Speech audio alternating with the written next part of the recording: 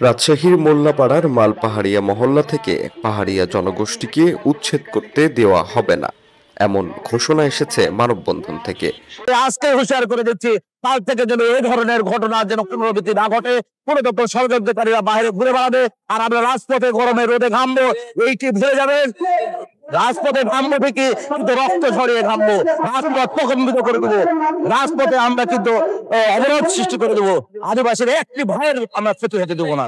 বক্তারা বলেছেন, 53 বছর ধরে বসবাসকারী পরিবারগুলো এখানেই থাকবেন।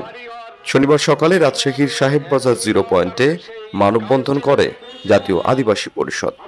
এতে সংহতি জানাতে যোগ দেয় দিনের আলো হিজরা সংঘ, মানবাধিকার কর্মী ও তরুণদের নানা সংগঠন। মানববন্ধনে বক্তারা অভিযোগ করেন, সাজ্জাদ আলীর বৈধ দলিল নেই।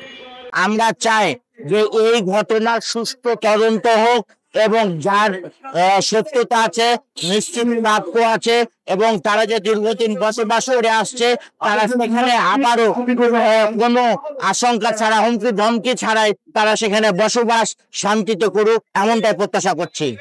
বক্তাদের দাবি, পাহাড়িয়া পরিবারগুলো তাদের ভিটেমাটি নিয়েই থাকবেন, আর উচ্ছেদের চেষ্টা হলে সম্মিলিতভাবে প্রতিহত করা হবে।